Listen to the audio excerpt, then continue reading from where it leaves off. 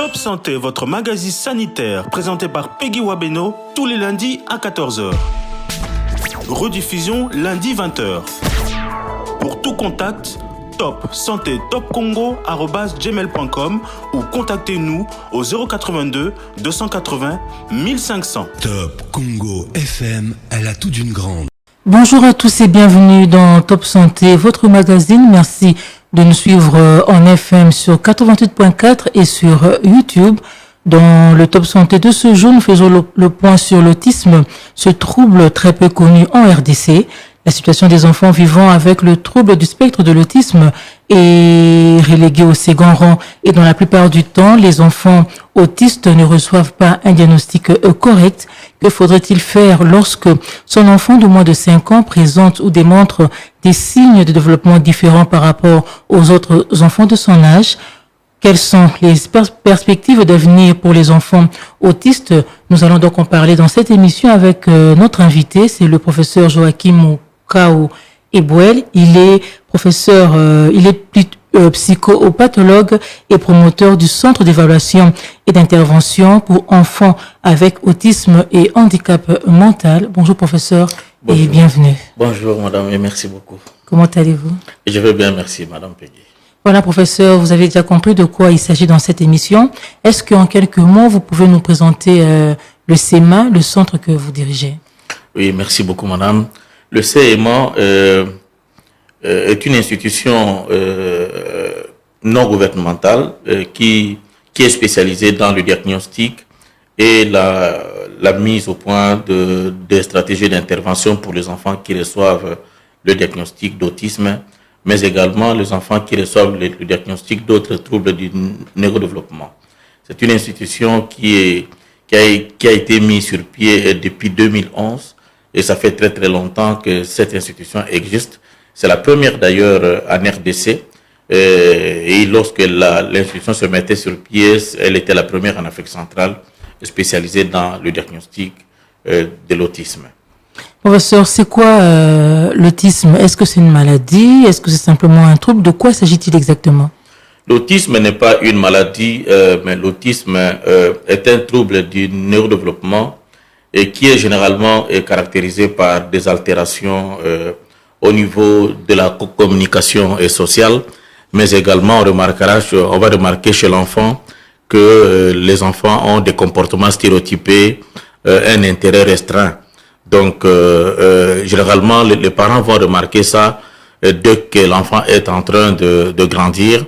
À partir de 36 mois déjà, tous les signes sont là.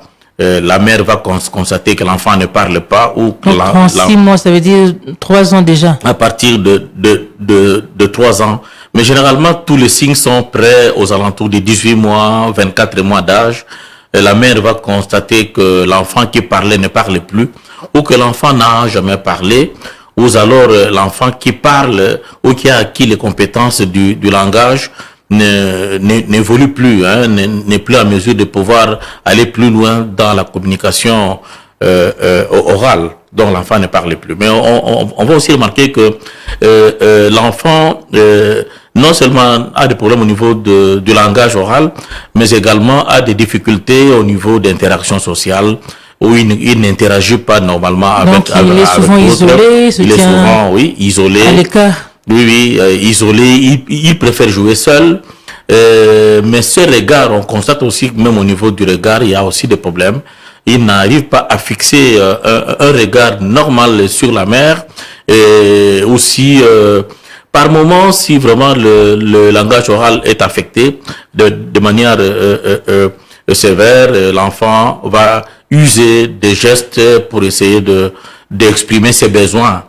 Donc, et puis avec des comportements un peu stéréotypés, on verra cet enfant qui souvent, pour certains, qui monte sur les tables, sur les chaises et tout. Et d'autres encore ont d'autres troubles associés, notamment les troubles de comportement. Donc, les parents sont beaucoup embêtés parce que l'enfant touche à tout. Et il monte sur tout. À la maison, bouge tout, peut-être aussi détruit. Genre un enfant très turbulent. Donc, si on n'est pas vraiment beaucoup plus renseigné, les parents qui viennent en consultation chez nous, il y en a qui viennent avec cette plainte. Il est trop turbulent, il touche à tout, il tape même d'autres personnes, d'autres enfants. Voilà, donc les parents ne supportent pas. C'est pourquoi parfois on peut penser que c'est un trouble de caractère, mais alors que c'est l'autisme, mais lorsqu'on n'est pas vraiment informé. Alors, on l'appelle aussi trouble envahissant du développement. Pourquoi? Ben oui, c'est bon. Ça, c'est aussi un concept qui avait été attribué à cette catégorie d'enfants avant 2011. On parlait de trouble envahissant du développement dans la mesure où, lorsque un enfant a l'autisme, on va constater que il y a beaucoup de domaines qui sont envahis. Vous voyez bien, on utilise le verbe envahir. Parce que cette pathologie ne permet plus à l'enfant de pouvoir recouvrir vraiment ses compétences. Ça va envahir le domaine de la communication, le domaine d'interaction sociale. Ça va même envahir pour certains le domaine de comportement. Et ça envahit de manière sévère pour certains. Et c'est comme ça que depuis un certain temps, on l'avait appelé trouble envahissant du développement parce que ça envahit le développement de l'enfant. Mais actuellement, et depuis après 2011, après 2010 d'ailleurs, donc le terme envahissant du développement a été remplacé par le terme spectre de l'autisme parce que ça s'accompagne avec un ensemble de pathologies, n'est-ce pas, et qui sont liées au niveau de la communication, au niveau des intérêts, mais également au niveau des stéréotypies comportementales. Oui, quand vous dites l'enfant a un caractère un peu stéréotype, concrètement, qu'est-ce qu'il fait? Donc, en lingala, on dit azosala makambuka kandimoko. Donc, s'il veut parler, il peut parler la même chose plusieurs fois. Et il y a des enfants qui courent à la maison.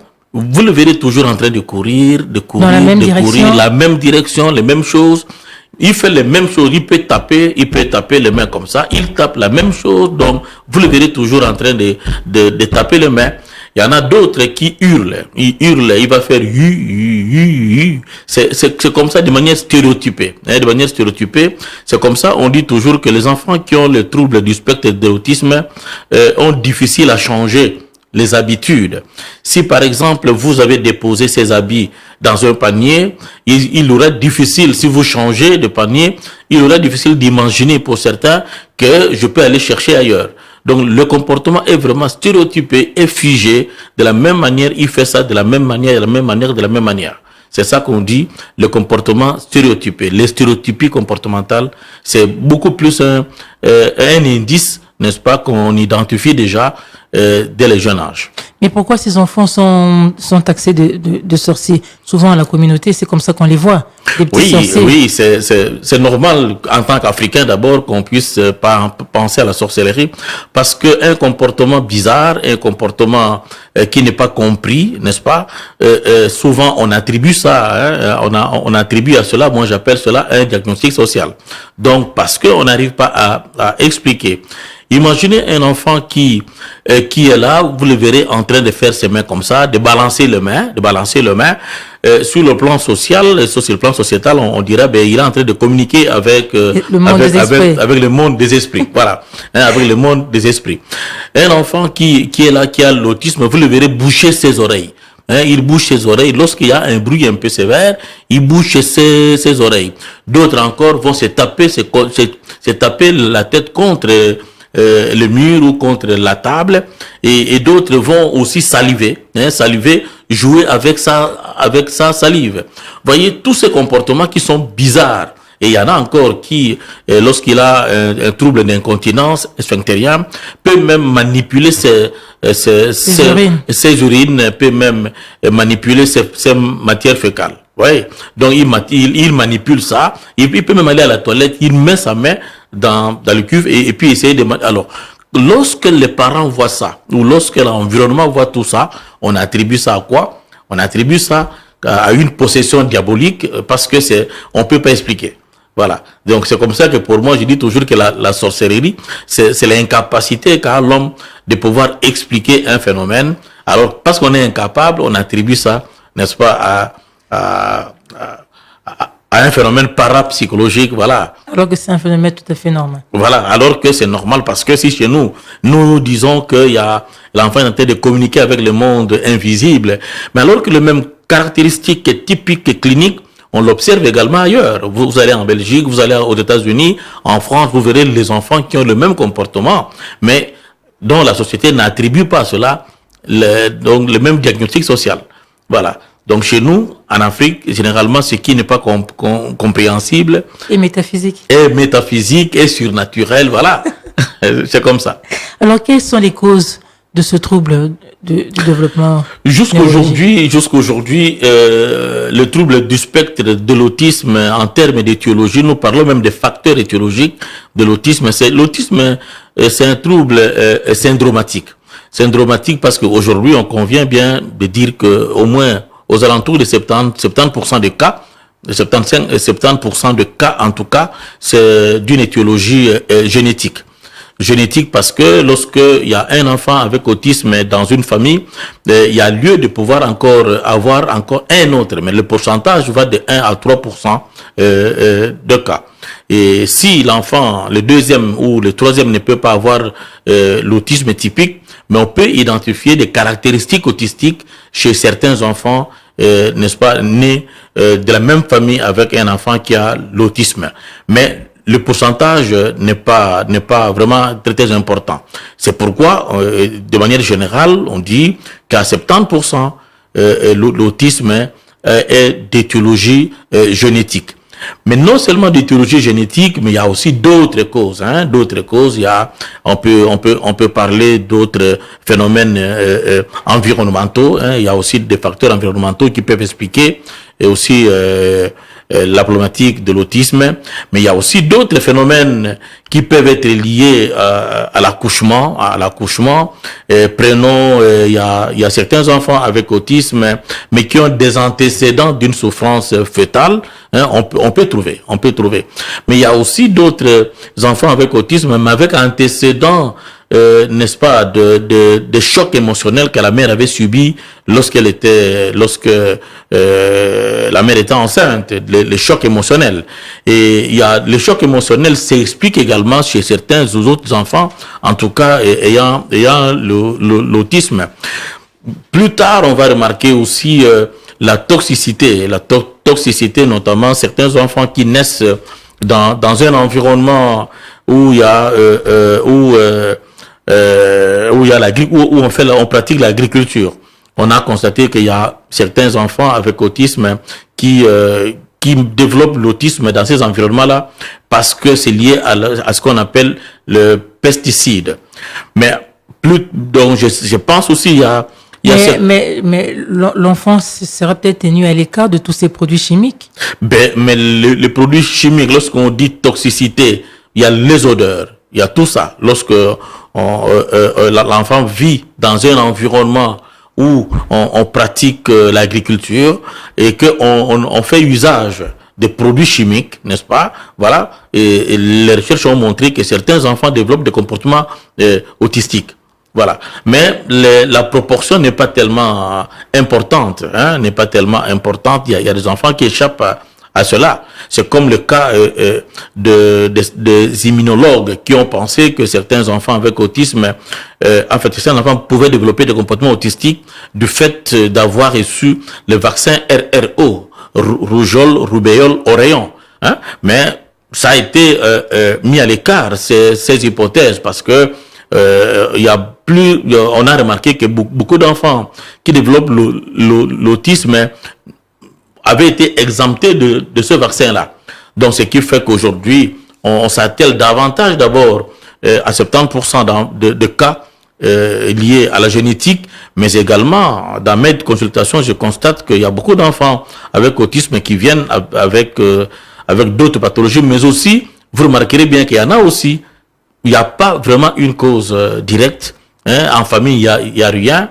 Et c'est comme ça que on parlera encore, n'est-ce pas, de la problématique surnaturelle, n'est-ce pas? Et chez nous en Afrique, une explication surnaturelle, parapsychologique liée à l'autisme. Et quelle est la fréquence, la prévalence au pays?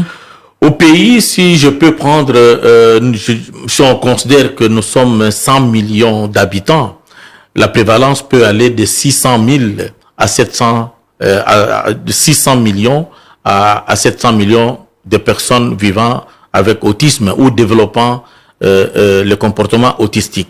Essentiellement des enfants ou des adultes? Des personnes, parce que l'autisme n'est pas un problème d'enfants. Nous nous intéressons aux enfants parce que il faudrait bien intervenir avant afin de pouvoir atténuer, n'est-ce pas, l'amplification des pathologies. Parce que lorsque on intervient tôt, c'est alors qu'on peut aussi diminuer l'amplification. Il y a plein de personnes avec des comportements autistiques, mais qui ont difficile de pouvoir intégrer l'environnement social, l'environnement professionnel. Mais chez nous en Afrique, maintenant, lorsqu'on développe des comportements autistiques, on est sujet maintenant à plusieurs qualificatifs. On est stigmatisé. On est stigmatisé, en famille, on est traité de tout. Et à l'école, qui peut accepter qu'un enfant puisse ne pas parler? C'est comme ça que je pense que vous me poserez la question comment poser les diagnostics. C'est pourquoi le diagnostic d'autisme nécessite vraiment une équipe pluridisciplinaire. Alors, qu'il faudrait-il faire lorsque son enfant présente ou démontre des signes différents, des signes de développement différents d'autres enfants de son âge? C'est très important. C'est pourquoi c'est même l'objet de la conférence que nous allons tenir. C'est aussi l'objet des formations que nous exigeons aux parents, à ceux qui ont déjà des enfants ou à ceux qui n'ont pas encore d'enfants. C'est très important de comprendre que l'enfant doit être suivi, l'enfant doit être surveillé, son développement doit être surveillé.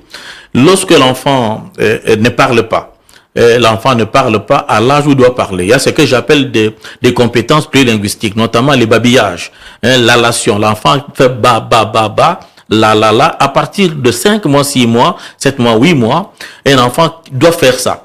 Il doit le faire de manière répétitive. Pourquoi? Parce que ça prépare, ça nous montre aussi que l'enfant entend. Et plus tard, on verra que le babillage va se transformer en syllabes significatives, en mots, et puis l'enfant va parler. Lorsque vous remarquez que l'enfant n'arrive pas à parler, n'arrive pas vraiment à parler à l'âge où il doit parler, à plus de 12 mois, l'enfant ne parle pas. Il a 24 mois, l'enfant ne parle pas. Il faut déjà s'inquiéter, aller voir un spécialiste. C'est très important. L'enfant n'arrive pas à jouer avec les autres, n'arrive pas à fixer son regard avec la mère, n'arrive pas à interagir avec la mère pendant le tété. La maman est en train de faire téter l'enfant. En réalité, il y a un jeu affectif qui se joue entre la mère et l'enfant pendant que la mère est en train de faire téter l'enfant. L'enfant peut mordre la mère tape un peu l'enfant sourit. Ça, c'est très important. Mais lorsque vous remarquez que l'enfant est toujours timide et ne fait pas, il n'y a pas cette interaction et précoce, il faut déjà s'inquiéter, voir un spécialiste. Donc, il y a vraiment beaucoup de comportements dont le mère devront vraiment être vigilante lorsque l'enfant est âgé de moins de 3 ans. Et même à partir de 24 mois déjà, des compétences sur le plan de la socialisation, sur le plan du développement du langage. Et vous remarquez aussi que l'enfant ne comprend pas. C'est comme s'il n'entend pas. C'est pourquoi certains enfants avec autisme sont confondus à ceux qui ont la surdité, à ceux qui on dit l'enfant est sourd. Il n'entend pas parce que certains enfants, ils entendent, mais du fait d'avoir le trouble du spectre de l'autisme, il ne réagit pas aux appels, il ne réagit pas, n'est-ce pas, aux sollicitations extérieures. On parle d'indifférence autistique. Et là, si les spécialistes, si quelqu'un n'est pas très bien formé, il va dire que l'enfant n'entend pas alors qu'il entend. Vous remarquerez bien que vous lui dites de faire quelque chose, il le fait, mais il ne vous regarde pas. Voilà. Donc, dès que vous remarquez qu'il y a des compétences qui ne se développent pas chez l'enfant, et rapidement, vous devez contacter le spécialiste qui va essayer de vous aider pour mettre sur pied un mécanisme de prise en charge de manière précoce. Et qui peut poser le diagnostic? Le diagnostic d'autisme doit être en réalité posé par celui qui a été formé sur l'autisme. Parce que on peut pas s'hasarder de poser le diagnostic d'autisme lorsqu'on n'a pas la formation. C'est comme ça qu'à un certain moment, on va remarquer que les parents viennent se plaindre. Ben voilà, on m'a dit ceci, on m'a dit cela. Et alors que la prise en charge n'est fonction que le diagnostic. Le diagnostic d'autisme doit être posé par des spécialistes, des professionnels formés en autisme. C'est comme ça que dans mon centre, maintenant, prenons dans cette période, tout mon personnel, notamment mes collaborateurs directs qui sont autour de moi, tous les psychologues, sont formés par la Belgique. Vous voyez, chaque fois, on a cette formation-là en ligne. Ils suivent aussi la formation d'une université canadienne. Nous sommes tous inscrits pour suivre cette formation et nous suivons cette formation et chaque jour nous sommes dans ce module-là pour suivre la formation sur le diagnostic et sur la prise en charge. Donc, on ne peut pas s'hasarder de poser diagnostic d'autisme simplement parce qu'on est tel ou tel et lorsqu'on n'a pas la formation, on risque de mettre sur pied les mécanismes d'intervention qui ne seront pas adaptés aux besoins de l'enfant. Mais en quoi consiste ce diagnostic? Qu'est-ce que ça implique? Le diagnostic d'autisme, c'est une question pertinente. Implique quoi? Implique d'abord la connaissance des caractéristiques spécifiques de l'autisme. Et implique également la connaissance du monde de l'autisme, parce qu'on parle du monde de l'autisme. L'autisme, une personne qui a l'autisme vit dans un monde quelconque. Il faudrait bien comprendre comment cet enfant-là vit et comment son comportement se développe tout en étant dans cette pathologie-là. Quelles sont les pensées que la personne qui a l'autisme a? Maintenant, il faudrait bien comprendre l'aspect clinique, le comportement clinique de l'autisme, mais également d'autres troubles associés, n'est-ce pas, que l'enfant avec autisme présente. Parce que l'autisme, c'est un trouble, j'ai dit ici, c'est une pathologie syndromatique. Il y a des pathologies qui sont visibles, mais il y en a d'autres qui ne sont pas visibles. Celles qui sont visibles, sur le plan clinique, on peut émettre un avis. Mais celles qui ne sont pas visibles, il y a des outils spécifiques. Et c'est là, à ce niveau-là, où les gens sont formés avec des outils spécifiques pour poser des diagnostics. On manipule des outils parce que d'une part, d'abord, il y a le dépistage. Après le dépistage, il y a le diagnostic spécifique. Et le diagnostic spécifique ne peut se faire que en manipulant des outils spécifiques. Voilà. Donc, quels sont ces outils? Ben, ces outils, il y en a tellement. Je vais citer quoi? Vous avez la CARS. CARS, c'est une échelle d'évaluation pour le diagnostic d'autisme. Vous avez ADOS. C'est aussi un outil. Vous avez ADIR. ADIR, c'est aussi, il y a une liste. Et tous ces outils-là sont au CMA chez nous. Nous avons tous ces outils-là. Sont des outils qui coûtent très très cher parce que moi-même j'ai été formé pour ça. Et maintenant, mon personnel qui est en train de suivre la formation sur le diagnostic et sur la mise en place de stratégies d'intervention, il y a une fondation belge, Andikin, qui a financé cela pour payer pour 5 personnes, n'est-ce pas, au niveau de mon centre, qui sont inscrits dans une université canadienne, qui suivent cette formation-là. On ne peut pas poser le diagnostic spécifique de l'autisme sans être formé dans la manipulation des outils. C'est pareil en médecine physique, en médecine. Si vous ne manipulez pas des outils, vous risquez de ne pas savoir de quoi il s'agit lorsqu'il y a une maladie, n'est-ce pas? Donc, la manipulation des outils, c'est vraiment très, très important aujourd'hui dans le domaine de l'autisme. Mais comment est-ce que vous arrivez à établir la communication avec tous ces enfants qui vous arrivent, qui se trouvent dans cet état, d'autant plus qu'ils ne communiquent pas?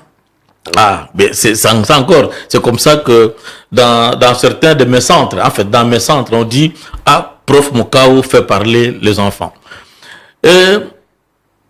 La communication sociale, lorsque l'enfant a une altération au niveau de la communication sociale, il y a une manière de pouvoir l'aider à rétablir sa communication sociale.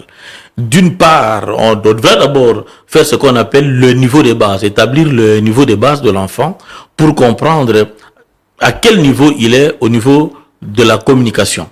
Parce que la communication doit avoir une fonction. Et l'enfant ne parle pas, il parle pas. Est-ce qu'il n'a jamais parlé? Ou bien il y a eu une régression? Maintenant, on va faire ce qu'on appelle la rééducation du langage. La rééducation du langage en fonction du niveau de l'enfant. Mais il y a plusieurs facteurs qui entrent en jeu, Madame Peggy, parce que, vous voyez, il y a des enfants qui ont l'autisme. L'enfant ne parle pas, mais malheureusement, cet enfant qui ne parle pas a un trouble qu'on appelle trouble déficit d'attention avec hyperactivité. Il bouge tout. il bouge beaucoup. Il a une instabilité psychomotrice. Est-ce qu'on peut apprendre à cet enfant à parler, lui apprendre à parler, alors qu'il bouge beaucoup? C'est difficile. Il faudrait maintenant mettre sur pied un mécanisme de prise en charge. Par exemple, d'abord s'atteler à pouvoir, n'est-ce pas, jouer d'abord sur le trouble de comportement afin que l'enfant soit stable.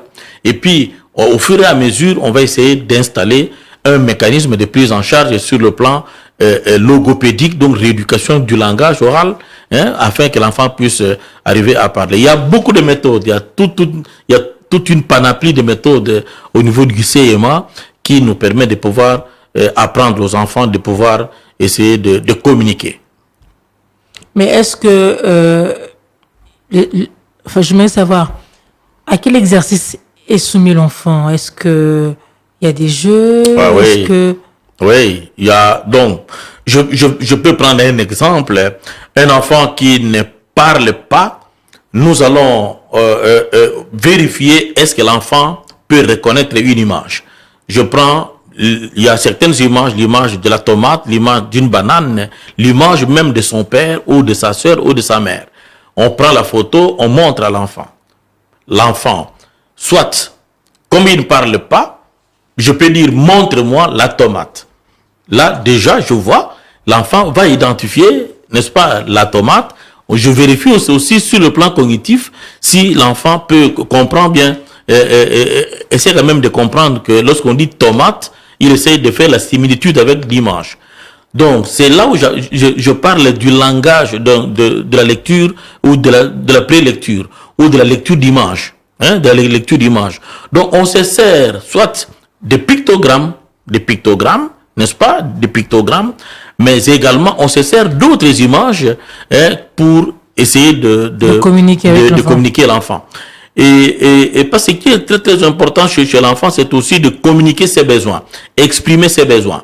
Il a besoin de boire, on doit lui apprendre comment exprimer le besoin de boire. Parce que, par exemple, il a plus de 5 ans, il ne sait pas parler, on peut dire, bon voilà, il y a ce qu'on appelle la communication alternative.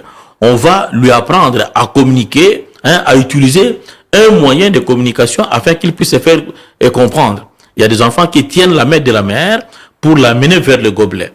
Mais on peut apprendre à l'enfant, chaque fois que tu as soif, tu peux tenir le gobelet, n'est-ce pas? Tu l'amènes vers le lieu où tu veux boire. Donc, ça dépend. Pour ceux qui peuvent développer la compétence, n'est-ce pas, du langage oral, on doit tout faire pour que l'enfant puisse développer cette compétence. Ce qu'il faut comprendre aussi, c'est quoi? C'est que, à un certain moment sur le plan cérébral, c'est pourquoi on dit trouble neurodéveloppemental. Il se pourrait que l'enfant a un vocabulaire, l'enfant a beaucoup de vocabulaire dans son cerveau.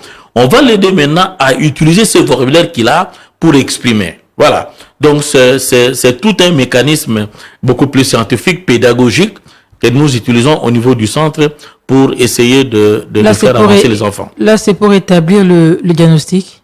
Non. Là, c'est pour apprendre, parce que la question était comment vous faites pour apprendre à l'enfant à parler. Mais pour établir le diagnostic, c'est vraiment les évaluations.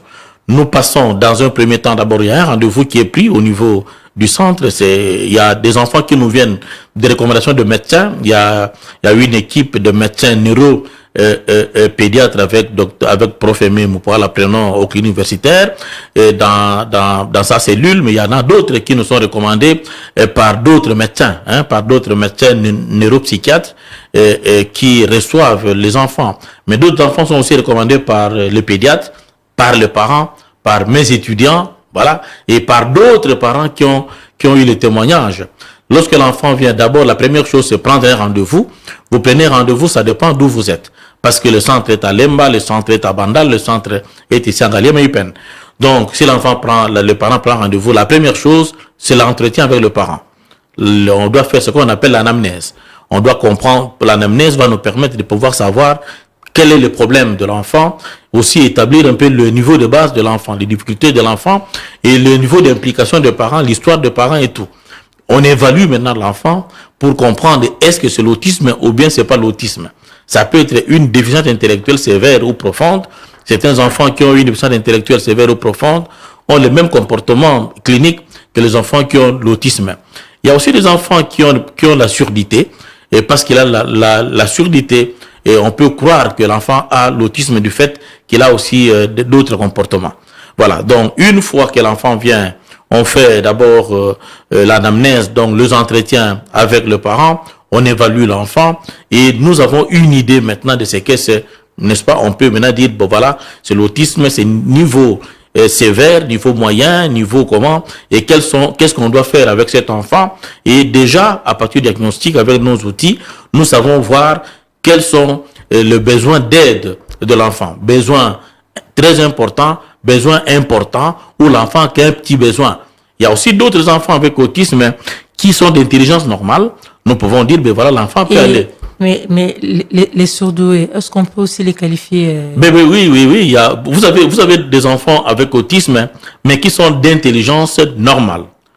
Nous avons les Asperger, non, les enfants avec autisme, vraiment trop intelligents, mais avec autisme. Là, parce que vous voyez bien, sur le plan psychologique, nous avons cette courbe. D'une part, les enfants qui sont précoces, d'autre part, les enfants qui sont retardés, mais par rapport à l'autisme, vous avez des enfants avec autisme, mais déficience intellectuelle, comme trouble associé. Il y a des enfants qui ont l'autisme, mais trop intelligents. Et lorsqu'on est trop intelligent, même dans la vie normale, trop intelligent, donc surdoué, c'est qu'on appelle, on parle de enfants exceptionnellement intelligents, hein, les enfants à haut potentiel, oui. C'est aussi un handicap, c'est aussi une difficulté sociale. Donc, les deux bouts, que ce soit déficience intellectuelle ou bien, n'est-ce pas, hyper intelligent, les deux bouts sont des cas pathologiques, n'est-ce pas? On doit beaucoup faire attention. Mais un enfant qui a l'autisme, qui est hyper intelligent, nécessite un encadrement, d'une part d'abord par rapport à l'autisme, d'autre part pour son intégration. On doit l'aider à la scolarisation, mais aussi à la vie sociale. Donc, il y a des enfants comme ça qui viennent chez moi. J'ai dit aux parents, non, il est d'intelligence normale, mais il a l'autisme. Il faut l'inscrire dans l'école ordinaire, mais avec notre suivi. Oui, mais le traitement, est-ce qu'il y a un traitement curatif ou bien c'est juste une éducation Voilà. Par rapport au traitement, il y a deux facettes, ou plusieurs facettes, mais bon. D'une part, en termes de traitement, nous parlons d'abord des interventions psychoéducatives. Là, c'est sur le plan scolaire, sur le plan social, n'est-ce pas, pour aider l'enfant à s'intégrer, à se développer normalement.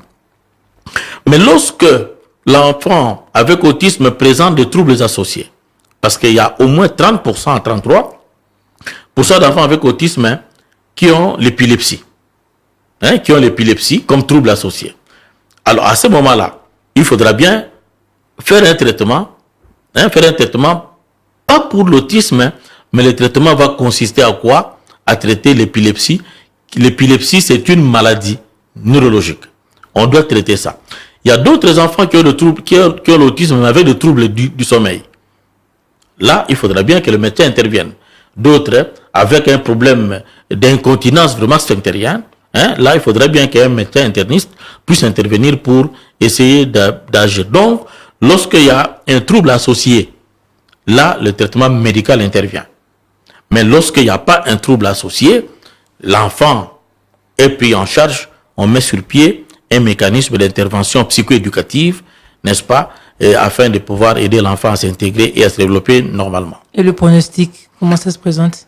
Le pronostic, en tout cas, lorsque la prise en charge est précoce. Précocité, c'est quoi?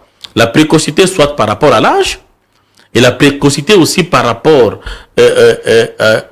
à la rapidité de poser les diagnostics. Parce qu'il y a des enfants qui viennent chez nous avec autisme, mais qui ont 13 ans, 12 ans. On n'a jamais dit qu'il a l'autisme. Voilà. Qu'est-ce qu'on fait maintenant? Là, c'est un diagnostic tardif. C'est tard? C'est vraiment tardif. Donc, il n'y a plus d'espoir pour cet enfant? Non, il n'y a plus d'espoir. Dans les années 60, on pensait qu'il y avait des enfants non éducables. non éducables. Il y a même des ouvrages qu'on publiait comme ça, des enfants non testables, non éducables. Mais nous savons aujourd'hui, tout enfant, quelle que soit la sévérité de son handicap, il est éducable. Donc, tout enfant qui vient, on peut le prendre en charge. On peut le prendre en charge, quel que soit son niveau en tout cas. On peut le prendre en charge. Et le pronostic est généralement bon, mais il ne sera pas trop bon comme les parents l'avaient souhaité. C'est pourquoi si vous avez un enfant avec autisme, la première chose que je demande aux parents, c'est de reformuler les projets de vie. Difficile pour les parents de savoir d'emblée qu'il s'agit de l'autisme. Si peut-être ils remarquent des signes que vous avez évoqués ici. Ben oui, il est difficile pour le parent d'attribuer les difficultés de développement de l'enfant à l'autisme. C'est difficile s'ils ne sont pas informés. Maintenant, ils vont tâtonner. Ils tâtonnent, ils vont ici, ils vont à la prière. Quand ils remarquent des signes que vous avez évoqués, un comportement stéréotypé, l'enfant qui se met à l'écart, tout seul. À ce moment-là, dès qu'ils constatent ça, il faudrait rapidement aller voir un spécialiste. Rapidement. Le premier spécialiste à qui je recommande le parent, ce qu'on appelle, qui se trouve à la première ligne, c'est un pédiatre. Le pédiatre, oui. Voilà. Le pédiatre se trouve être le professionnel qui se situe à la première ligne. Les parents vont voir. Maintenant, il faudrait bien que le pédiatre soit informé. Soit informé que cet enfant peut avoir des caractéristiques autistiques et il recommande, n'est-ce pas, vers un spécialiste qui va essayer de poser un diagnostic pour voir est-ce que c'est l'autisme ou bien c'est pas l'autisme, mais ça peut aussi être la dysphasie. La dysphasie, c'est aussi un trouble du développement de la parole et qui est généralement présent chez les enfants. Je vois ça ces dernières semaines, j'en ai vu dans mes consultations. Maintenant, si on n'est pas informé, on va penser que c'est l'autisme, mais alors que c'est pas l'autisme, mais c'est la dysphasie. L'enfant a un trouble du développement de la parole, mais c'est l'enfant est d'intelligence normale. Mais alors, qu'est-ce qui advient à l'enfant lorsque le diagnostic est très mal posé? Oui. Qu'est-ce qui arrive? Madame Peggy, je travaille dans le domaine depuis très très longtemps. Je suis désolé de dire qu'il y a beaucoup d'enfants pour qui le diagnostic a été mal posé. Par exemple, l'enfant a l'autisme, mais avec épilepsie. On bourre l'enfant des médicaments, n'est-ce pas? Mais on ne tient pas compte du fait qu'il a l'autisme et qu'il faut travailler au niveau de son développement, de langage et tout. Il est hébété. Hébété parce que la prise en charge est uniquement médicale. L'autisme, la prise en charge de l'autisme est multidisciplinaire. Multidisciplinaire, c'est pourquoi autour d'un même enfant, il y a lieu de voir plusieurs spécialistes. Le neuropédiatre est là, et si possible, le kinésithérapeute est là, le logopède est là, le psychologue, l'éducateur, le parent lui-même est là, autour d'un même enfant. C'est pourquoi la prise en charge de l'autisme coûte cher. Ça coûte cher parce que l'enfant est obligé de répondre, n'est-ce pas, à plusieurs exigences. Voilà. Et si on n'est pas informé, voilà, on va essayer d'attribuer à l'enfant un diagnostic de la surdité. J'en ai tellement, même c'est même l'objet même de ma thèse, doctorat. Il y a beaucoup d'enfants à qui on a attribué le diagnostic de la surdité, alors que pour le fait qu'il a l'indifférence autistique, il réagit pas, et donc on pense qu'il a la surdité. Voilà. Et à ce moment-là, qu'est-ce qu'on va proposer à cet enfant? On le met où?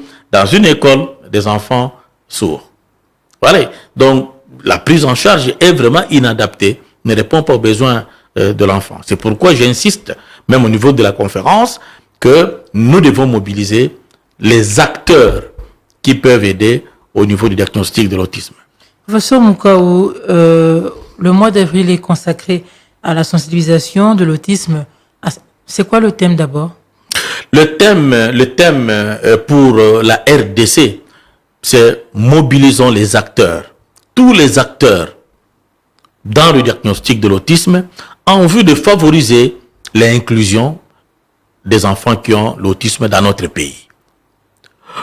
C'est ça vraiment le terme. Il faudrait bien que tous les acteurs soient mobilisés, soient sensibilisés sur le comment faire, n'est-ce pas, et le pourquoi faire, avec quoi faire, afin que les enfants qui ont l'autisme, que les parents soient quand même soulagés, et afin que tout ce qu'on va mettre sur pied comme comme mot d'intervention, comme programme, n'est-ce pas, comme stratégie d'intervention, puisse répondre aux besoins des enfants. Et est-ce que ces acteurs ont été identifiés?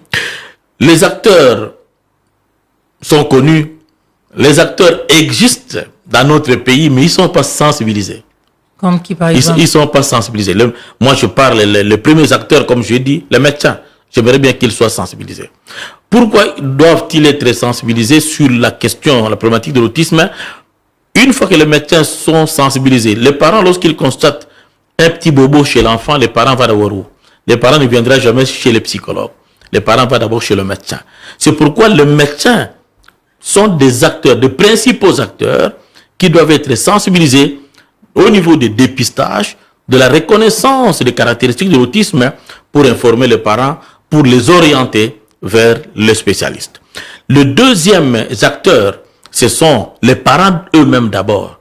Parce que l'autisme, le diagnostic d'autisme est d'une part clinique, mais également paraclinique. Clinique, ça veut dire que on tient compte des signes que l'enfant présente. On se tient compte des difficultés que l'enfant a. On voit ce que l'enfant présente. Et alors, les parents sont les mieux indiqués à pouvoir expliquer, à pouvoir dire les difficultés de l'enfant. D'ailleurs, ça commence déjà en famille. Les autres acteurs, ce sont les éducateurs au niveau des écoles, les enseignants. Les parents vont inscrire l'enfant dans n'importe quelle école. C'est bien. Les enseignants peuvent, lorsqu'ils sont sensibilisés, lorsqu'ils savent que l'autisme se manifeste par tel comportement et qu'ils ciblent ça au niveau de la classe, il y a moyen d'aider les parents. Sinon, il y a des enfants que je reçois comme ça, et il n'y a pas très longtemps, j'avais reçu un enfant de 12 ans, qui est en train de passer en 7e. Voilà, l'enfant a l'autisme, mais avec un très bon bulletin. Je l'évalue, les parents, finalement, la mère avait constaté que non, je ne sais pas continuer à faire évoluer l'enfant comme ça, parce que l'enfant ne savait pas lire, avait des comportements bizarres. Mais à l'école, on favorisait cet enfant afin qu'il puisse continuer à étudier. Voilà. Donc, si les parents sont sensibilisés, les enseignants sont sensibilisés, maintenant, ceux qui doivent prendre en charge, les éducateurs, les psychologues, en tout cas, sont des acteurs très, très importants à être sensibilisés dans le diagnostic d'autisme. Mais qui doit sensibiliser? Quelle est la part du gouvernement dans cette lutte? Voilà, c'est là où on va chuter. Sensibiliser, tout ce monde nécessite de l'argent. Sensibiliser, tout ce monde nécessite la définition d'une politique dans la prise en charge de personnes qui ont l'autisme. Vous voyez bien, l'autisme, on parle de l'enfant, mais l'enfant vient d'où? L'enfant est dans une famille. Les parents sont souvent perturbés. C'est pourquoi le gouvernement, l'autisme fait partie des problèmes de santé publique. Il faudra bien que le gouvernement puisse en tenir compte, puisse inscrire ça parmi les priorités dans ce pays. Journée mondiale de sensibilisation à l'autisme ce 2 avril. Et dans le cadre de votre centre, qu'est-ce que vous avez prévu? Dans le cadre du centre du CIMA, nous avons prévu une conférence, débat, qui aura lieu à Bandal, sur l'avenue Samboué, 161 à Bandal. Donc, en tout cas, à partir de 10h, nous serons là pour recevoir tout le monde. Tout le monde est attendu afin d'écouter un peu ce que nous allons raconter. Nous avons un médecin, donc neuropédiatre qui va intervenir, mais nous avons aussi les parents eux-mêmes qui vont parler. Les parents eux-mêmes vont également intervenir pour essayer d'informer d'autres parents que c'est nécessaire de pouvoir favoriser la prise en charge de l'enfant. Mais également l'équipe du CIMA va présenter, n'est-ce pas, les résultats de la pratique de tous les jours que nous sommes en train de faire au niveau du CIMA. Donc, le 2 avril, le samedi, à 10h déjà, nous serons là, la conférence va débuter. Mais qu'est-ce que vous espérez obtenir à l'issue de cette conférence? Ce que nous obtenons, ce que nous souhaitons, c'est que le monde soit sensibilisé.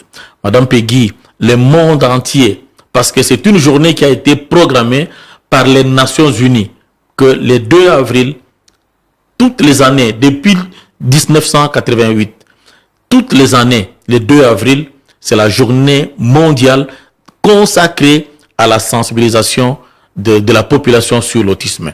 Ce que moi j'aimerais c'est que la prise en charge de l'autisme soit améliorée en RDC et que les parents dont les enfants reçoivent des diagnostics d'autisme puissent être soulagés. Parce que c'est un problème. Il y a beaucoup de divorces, beaucoup de problèmes de vie en monoparentalité à cause de l'autisme. Beaucoup d'enfants avec autisme sont dans la rue parce que chassés, surtout, ils sont sorciers. Et si, dans la monoparentalité, vous êtes une fille avec un enfant qui a l'autisme, tout le monde te regarde avec un regard, un mauvais regard. Donc, beaucoup de familles, en tout cas, sont fissurées. Même dans une famille où il y a l'enfant avec autisme, la vie du couple est un problème. Et quelles sont les perspectives d'avenir pour les enfants autistes en RDC? Les perspectives d'avenir, mais l'enfant qui a l'autisme, c'est d'abord un enfant. C'est pourquoi je n'aime pas qu'on appelle enfant autiste. C'est d'abord un enfant, mais qui a l'autisme, qui peut faire tout. En tout cas, l'enfant qui a l'autisme peut faire tout dans la mesure où la prise en charge a été adaptée à ses besoins. Un enfant avec autisme peut aller à l'université, pourquoi pas? Il y en a. Un enfant avec autisme peut faire tout ce qu'on fait, surtout s'il a l'intelligence normale et surtout si la prise en charge a répondu vraiment à ses besoins. Les perspectives d'avenir sont les mêmes, mais à condition que la prise en charge soit précoce et que les parents puissent s'impliquer. Vous avez dit au début de l'émission que l'autisme n'est pas une maladie, mais c'est simplement un trouble. Oui. Est-ce que l'enfant qui est affecté par ce trouble peut s'en remettre? On ne peut pas traiter l'autisme. C'est pourquoi je dis, la maladie, on traite la maladie. Mais lorsqu'on est dans un état, on reste dans cet état. L'autisme, une personne qui répond au diagnostic d'autisme se trouve dans un état tel que certaines de ses fonctions sont perturbées. Maintenant, le travail que nous faisons, on fait tout pour éviter que le handicap s'amplifie. Mais il vivra avec ça. Mais avec la prise en charge, en tout cas, l'intégration sociale est facile et c'est possible parce que nous avons beaucoup d'exemples pour ça. Professeur Joachim Moukwao, nous terminons déjà, mais si l'on veut vous contacter, comment faire?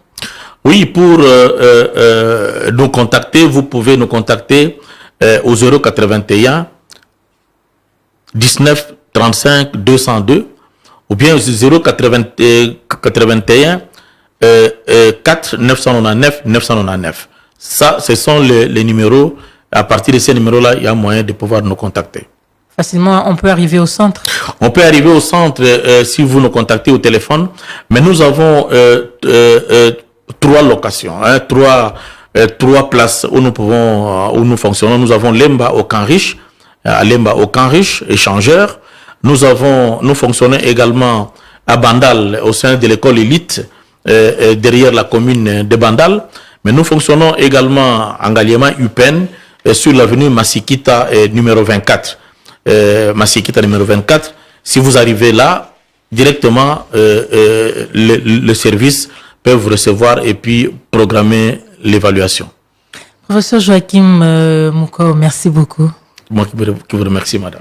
Merci beaucoup. Voilà, fidèles auditeurs de Top Congo FM, vous qui nous suivez en FM et sur YouTube, c'est la fin de cette émission consacrée à la problématique de l'autisme, ce trouble de développement qui affecte les enfants, peu connu au pays. Nous devons savoir que l'autisme n'est pas une maladie, mais simplement un trouble, et il y a des spécialistes au pays qui peuvent donc assurer la prise en charge de cette pathologie. Nous avons reçu dans cette émission le professeur Joachim Moukwao Ebouel. Il est psychopathologue, mais il est également promoteur du CEMA, Centre d'évaluation et d'intervention pour enfants avec autisme et handicap mental. Merci à vous d'avoir suivi cette émission. Nous terminons par ici. Merci également à l'équipe vidéo, l'équipe technique assurée par Grace Lema et à l'équipe vidéo assurée par Patrick Mongongo. On se retrouve la semaine prochaine pour un nouveau numéro. Au revoir et prenez soin de vous. Maman. tu mon enfant? Je souffre et j'ai très mal. T'as mal où c'est? Ici, sur le côté. Top Santé, votre magazine sanitaire, présenté par Peggy Wabeno, tous les lundis à 14h. Rediffusion lundi 20h. Pour tout contact, Top Santé Top Congo @gmail.com ou contactez-nous au 082 280 1500. Top Congo FM à la toute d'une grande.